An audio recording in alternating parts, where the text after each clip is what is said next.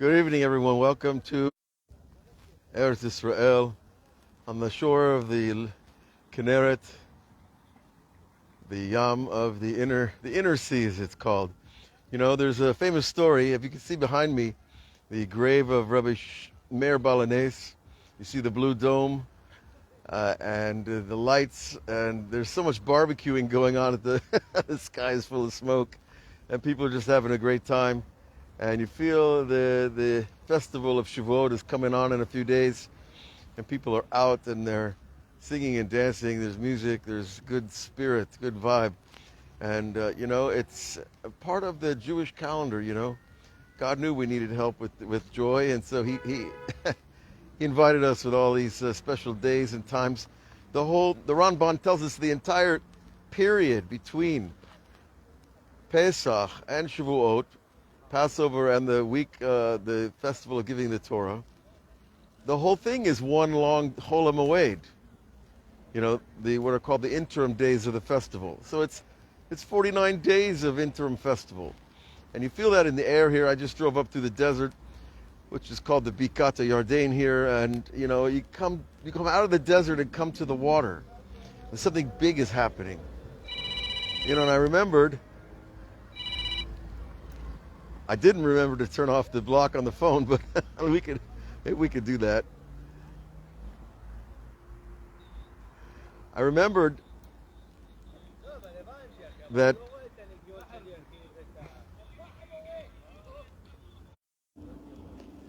sorry about that, folks.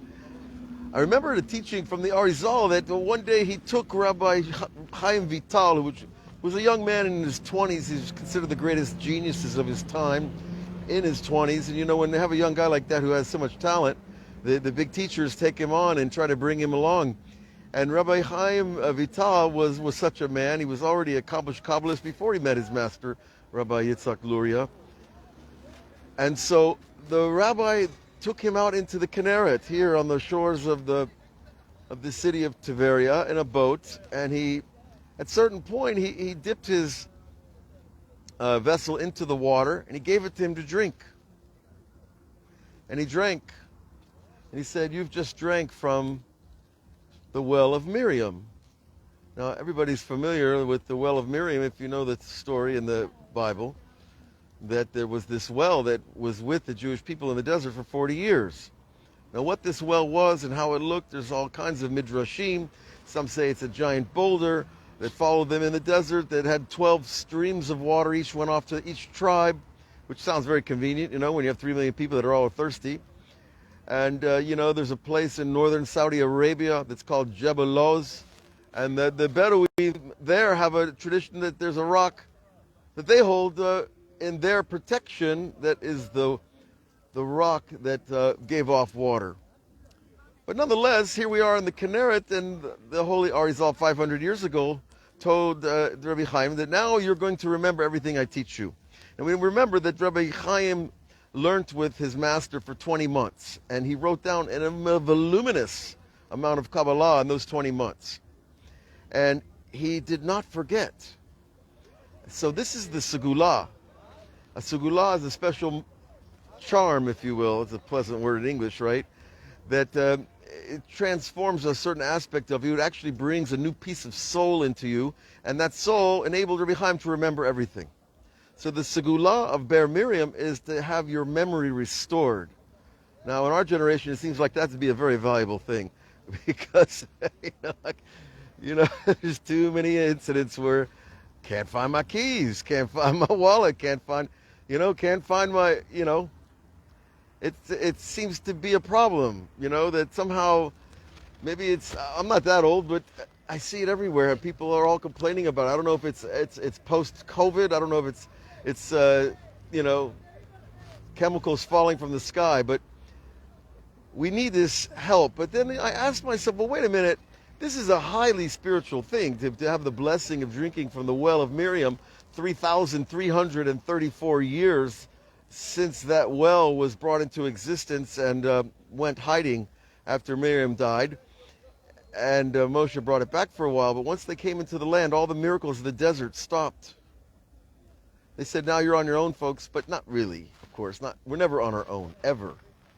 But God said, I'm going to stop doing the revealed miracles and let you start digging wells yourself and living like regular human beings. Okay. So then I remembered this other story from the Baal Shem Tov. This is a nice story, where the Baal Shem Tov lived in a village in Medzubush, and it's about an hour and a half, 2 hours from Kiev, and it's a pleasant, old-fashioned Ukrainian village. You could go there today, and you'll see what I mean by old-fashioned. People are still drawing water from a well. And here we are in the middle of this field with the Baal Shem Tov and one of his students. And this student knew Medzubush very well. And he was out in this field, and suddenly there was a little spring of water. And the Baal Shem Tov very quickly undressed, went in the water, got out, and his friend was just in shock. Like, where did this water come from? I cross this field all the time. There's never been water here to this day. And now the master suddenly shows up and there's a well in the middle of nowhere. So he's dumbfounded. And the Baal Shem Tov doesn't say anything. And the next day they get together. And the Baal Shem Tov said to him very simply like this: a person who doubts Hashem can miss the opportunity to immerse in the Well of Miriam. In other words, his own doubting, thinking his way through the thing, prevented him from experience one of the highest spiritual things that a person can experience. And the level of purity that is derived from such a well. But wait a minute. This is Ukraine in probably 70, somewhere around there. And we were just talking about, the Arizal, which was 15. With Rabbi Chaim, it was about 1580. And we're talking about a well that's from 3,334 years ago. What kind of well is this? It's obviously not a physical thing. But yet, they dipped in the water. They drank the water. They went out in this lake here. Let's turn around this way. Maybe you'll get a little picture. I'll go slower. You can see the street, Highway 90 of Tiberia. Behind me is the lake. And over there, the twinkling little lights of Jordan, our neighbors. And, okay, where's the well? So obviously this is not what we think it is. Or maybe it's something we know but we don't know. Because the idea of Be'er Miriam, the Well of Miriam, is a spiritual level in the non-physical plane. The righteous, the tzaddik, like the Baal Shem Tov, like the Arizal, like Moshe Rabbeinu, and like Miriam the prophetess, they are so connected above that they can draw that spiritual level down into the physical. But for a reason, to water, to give water to the thirsty Jews after leaving Egypt, to give a mikvah to the Baal Shem Tov when he wanted one, to help Rabbi Chaim Vital remember all these outrageous, if you learn Eitz Chaim, you'll see how outrageous it is. It's not like law school, and it's not like getting a PhD in engineering either. God forbid, lahavdil. But it's still extremely complex system of Kabbalah to learn, and he wasn't remembering it. And then the Rav gave him a cup to drink from the lake over here, and he started to remember. A miracle. His memory was restored. Well, we were told that when the Jews got the Torah in the desert, in a few more nights, we're not just celebrating that event, we're going to relive it as best as our imagination and our intellect and our hearts will allow us to. The entire nation got a restored, perfect memory. It didn't last long, I'm afraid to say. They didn't have time to upload the whole Torah.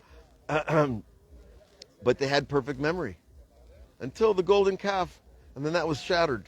And when Moses broke those tablets, that was a symbol of the shattering of the perfect memory that they got when the Torah was given. Okay? So it's kind of a sad event, that breaking of those tablets, the breaking of memory. But we also know also that, having a perfect memory is not the only thing a human being needs to be a good Jew, to be a good person, to be a good husband and wife and father and mother, etc. Sometimes a good memory causes more pain than it than it soothes for people. But okay, the point is though, for us, where is this well? Well, it's everywhere. If you are at that level of unity with Hashem and with the idea, and there's a need.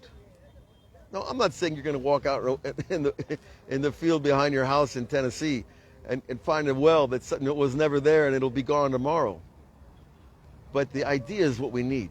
The understanding, the idea that the physical and the spiritual interface. They interface through holiness. When a human being is holy, he's not just here. He's dragging all the upper lights down into the physical plane, and then he becomes the vessel of the miracle, in this case, the miracle called the Well of Miriam. And so, the least thing we can walk away with is faith. Faith in our story, in our narrative, faith in our righteous people, those holy people that did experience those miracles, like, having a perfect memory restored. Would help everybody. But it's not the goal. The goal, of course, is to serve God with joy and happiness and satisfaction and desire and gratitude, appreciation for what we do have, because we're here at the end of the generations, folks. We're at the heel of the cosmic man called Adam Kadmon, the ancient man.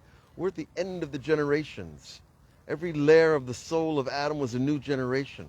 And we're down here. We're down there where the sandal straps are, and but that's okay, because all of it is built on us being here to do what we need to do. And they knew that then.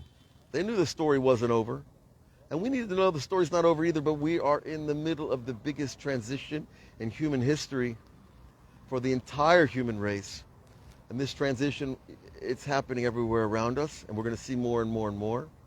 And hopefully we'll learn more and more, and we'll talk and share about it and write each other and, be connected, because, this vehicle, this little phone here is also a miracle.